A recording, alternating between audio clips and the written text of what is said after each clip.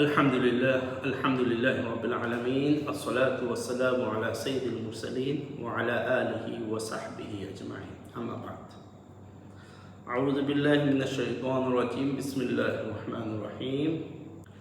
اللہ رب العزت قرآن کریم میں ارشاد فرماتے ہیں، کہتے ہیں وَلِتُكْمِلُوا الْعِدَّةَ وَلِتُكَبِّرُوا اللَّهَ عَلَى مَا هَدَاكُمْ وَلَعَلَّكُمْ تَشْكُرُونَ. صدق اللہ العظیم. معزز سامعین، مشاہدین الکرام، میں شیخ دلوار حسین الازہری النقشبندی آج میں آپ حضرات کے سامنے عید الفطر کی مبارکباد دینا چاہتا ہوں.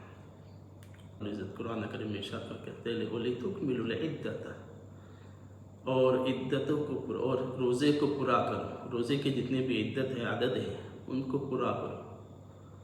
وَتُكَبِّرُوا اللَّهَ عَلَى مَا هَدَاكُمْ، اور اللہ کی بڑائی بیان کرو اس چیز پر جس اللہ نے جس آپ کو بتایا ہے. ہداکم، جو ہدایت دی، یعنی رمضان کے روزے کے بارے میں جو آپ کو نعمتیں، فضیلتیں، خدا کی جو قربت حاصل کرنا، اس تمام چیزیں اللہ کی رحمتیں، اس چیز پر اللہ کی بڑائی بیان کرنا ہے. تو یہاں پر اس آیت سے مراد علماء کرام کہتے ہیں خدا کی بڑائی بیان کرنا، یعنی خدا کی ذکر کرنا، تکبیرات بیان کرنا، یہ ایک فرح، خوشی کے بارے میں. یعنی رمضان کے بعد جب رمضان روزے ختم ہو، اس کے بعد خوشیاں بناؤ، یعنی خوشی عید، اسے عید کہتے ہیں. اپنے خوشی اظہار ظاہر کرو. وَلَعَلَّكُمْ تَشْكُرُونَ، تاکہ آپ لوگ شکر گزار بنو. تکبیر کس طرح ادا، تکبر اللہ یہاں پر کس طرح ادا کریں. میں نے دیکھا یعنی ان ایشین ملکوں جیسے کہ انڈونیشیا، مالیشیا، ان ملکوں میں کے دن مغرب کی نماز کے بعد سے ان لوگوں کی تکبیر شروع ہو جاتا ہے. وہ تکبیر شروع کرتے ہیں کس طرح، اللہ اکبر اللہ اکبر اللہ اکبر، لا الہ الا اللہ اللہ اکبر اللہ اکبر وللہ الحمد. یہ طریقہ یہ رات کے 12 بجے تک، کیونکہ کئی مسجدوں میں پوری رات تکبیر ادا کرتے رہتے ہیں، تکبیر دیا کرتے رہتے ہیں. یہ چیز میں نے اپنے ملک میں نہیں دیکھا. یہ مجھے بہت الحمدللہ بہت نیک کام ہے. اور میں نے مصر میں بھی دیکھا، اہل مصر بھی، وہاں شافعی مذہبی، وہاں کے لوگ بھی زیادہ تر تکبیر دیتے ہیں اپنے مسجدوں میں. لیکن مصر میں ایک حد تک، لیکن یہاں انڈونیشیا، مالیشیا، ان ملکوں میں، خاص طور پر انڈونیشیا میں پوری رات تکبیر کی محفلیں کی جاتی ہیں.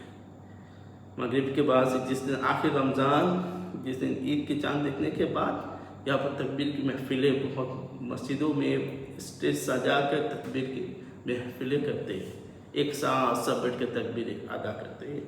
یہ بہت خوبصورت یعنی منظر رہتا ہے. اللہ ہم سب کو بھی اسی طرح خدا کی ذکر کرنے کی توفیق عطا فرمائے.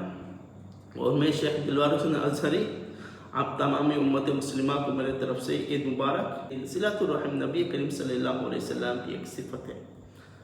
میں نے دیکھا کہ انڈونیشیا میں خاص طور پہ یہاں کے لوگوں کے اندر ایک یہ ہے صلۃ الرحم. عید کے قریب صلۃ الرحم کا مطلب یہ ہے کہ عید سے پہلے 1-2 دن پہلے یا 1 ہفتے پہلے اپنے اہل و اقارب میں اکٹھا ہوں گے. سب ایک جگہ اکٹھا ہونے کے بعد اگر یہ پورے سال میں اس نے کوئی گستاخی کی، تو اس نے کوئی بد زبانی یا اسی طرح کچھ اس سے کوئی غلطی ہو گئی، تو وہ اس شخص کے پاس جائے گا، وہ معافی چاہے گا سب سے پہلے، اور اس سے دعا کے التجا کرے گا. یہ صلۃ الرحم یہاں کے لوگوں کے اندر بہت خوبصورت چیز ہے.